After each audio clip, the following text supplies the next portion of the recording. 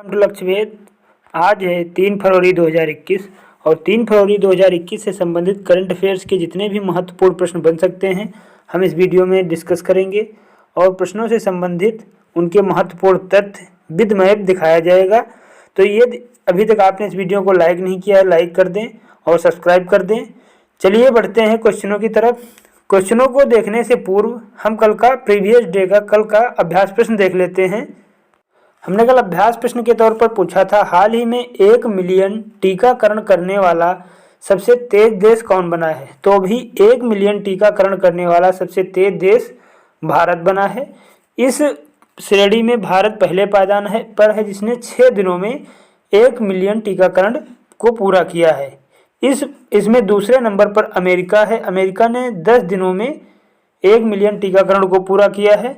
और स्पेन तीसरे नंबर पर है। स्पेन ने 12 दिनों में 1 मिलियन टीकाकरण को पूरा किया है। और इजराइल चौथे नंबर पर है। इजराइल ने 14 दिनों में 1 मिलियन टीकाकरण को पूरा किया है।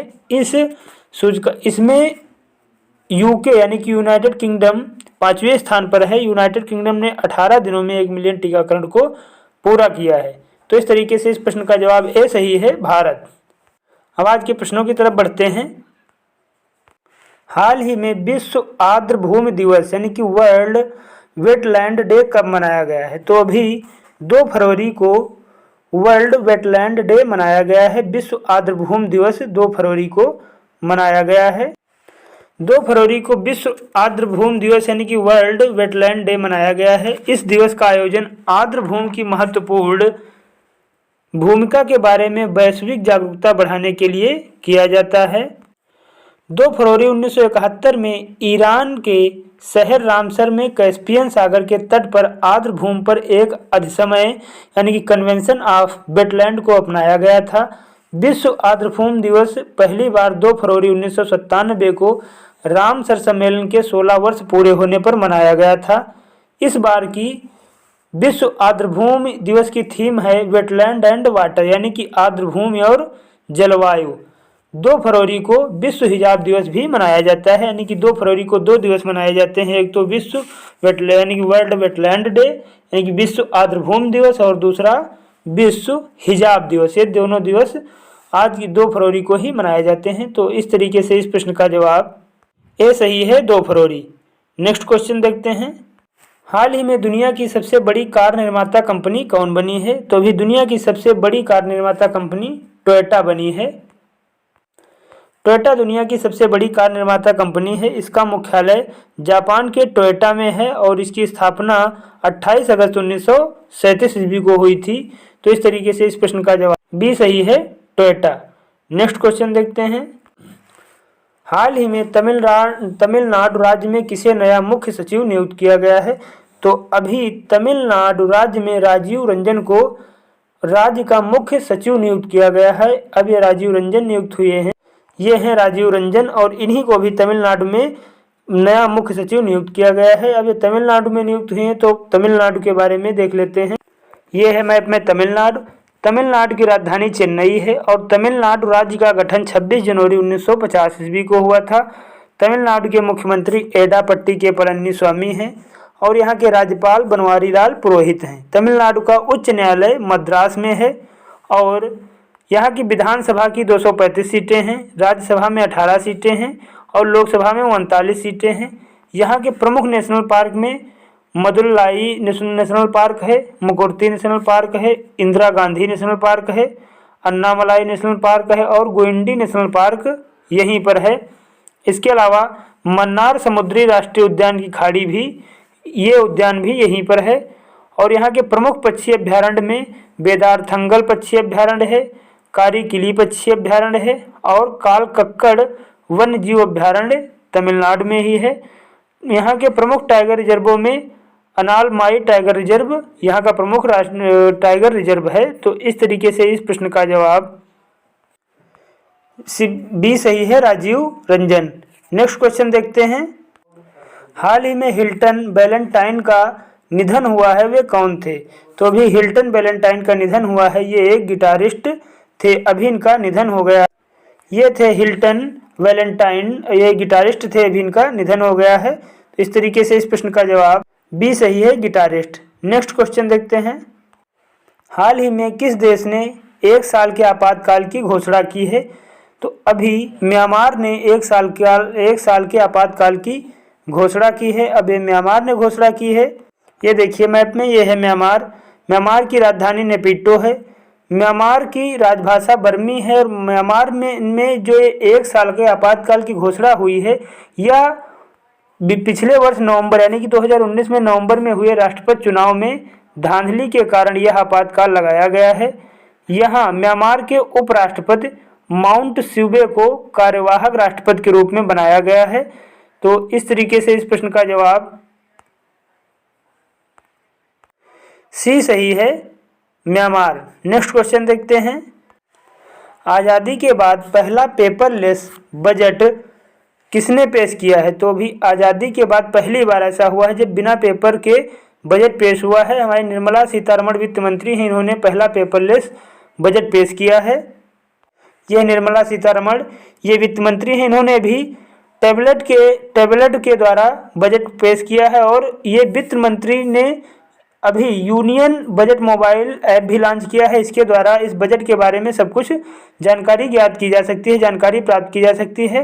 तो ये पहली बार आज़ादी के बाद पहली बार ऐसा हुआ है जब बिना पेपर के ये डिजिटल बजट पेश किया गया है निर्मला सीतारमण जी के द्वारा। तो इस तरीके से इस प्रश्न का जवाब ए सही है, निर्मला सीतारमण। नेक्स्ट क्वेश्चन देखते हैं। हाल ही में किसने देशव्यापी पल्स पोलियो कार्यक्रम की शुरुआत की है? तो अभी राष्ट्रपति रामनाथ कोविंद ने देशव्यापी पल्स पोलियो कार्यक्रम की शुरुआत की है। ये हैं राष्ट्रपति रामनाथ कोविंद। भारत के राष्ट्रपति ने 2021 के लिए देशव्यापी पल्स पोलियो कार्यक्रम की शुरुआत की है। 3 दिन तक चलने वाले इस कार्यक्रम में 5 साल से कम उम्र के लगभग 17 करोड़ बच्चों को पोलियो की खुराक पिलाई जाएगी। पोलियो राष्ट्रीय प्रतिरक्षा दिवस 31 जनवरी को मनाया जाता है। भारत 1 दशक से पोलियो मुक्त है। वर्ष 2011 में पोलियो का अंतिम मामला सामने आया था।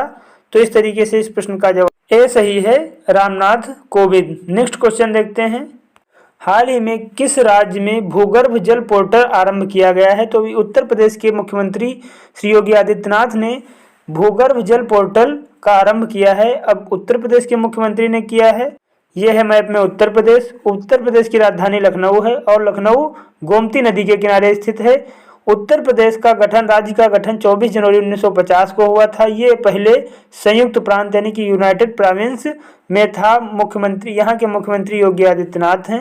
यहाँ की राज्यपाल आनंदीबेन पटेल हैं और यहाँ के मुख्य सचिव राजेंद्र कुमार तिवारी हैं।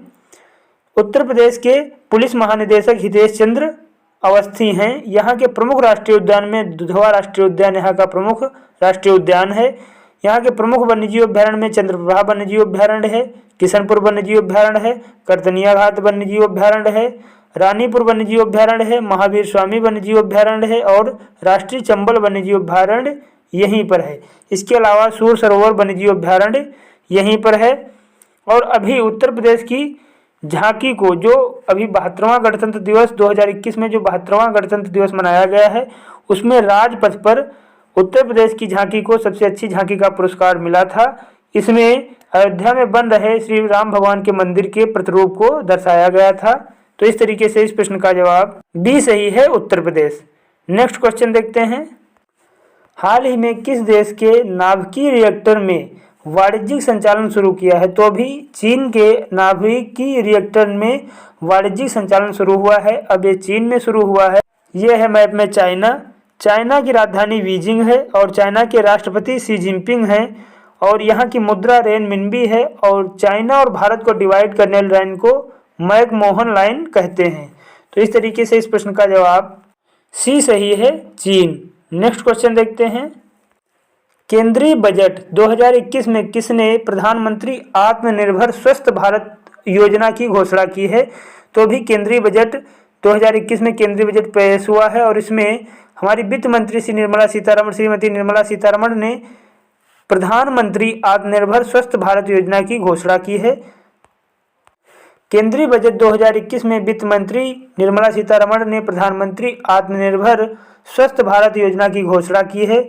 यह केंद्र प्रायोजित योजना है। इस योजना की फंडिंग केंद्र और राज्य दोनों मिलकर के करेंगे। इस योजना के लिए 6 वर्षों में लगभग 64,180 करोड़ रुपए खर्च होंगे। तो इस तरीके से इस प्रश्न का जवाब बी सही है, वित्त मंत्री निर्मला सीतारमण। अब आज का अभ्यास प्रश्न देख लेते हैं। हमारा आज का अभ्यास प्रश्न है, भारत का पहला डाक पार्क है, यहाँ पे डाक पार्क कहाँ स्थापित किया जाएगा? तो ये ऑप्शन दिए हुए हैं चंडीगढ़, लखनऊ, गांधीनगर या भोपाल। तो इस प्रश्न का जवाब आप कमेंट बॉक्स में लिखना ना भूलें। यदि इस वीडियो में आपको कहीं पर कोई डाउट है, कोई कन्फ्यूजन है तो निसंकोच आप अपनी समस्या को कमेंट बॉक्स में लिखिए, आपकी समस्या का समाधान किया जाएगा। फिर मिलते हैं अगले वीडियो में, तब तक के लिए धन्यवाद।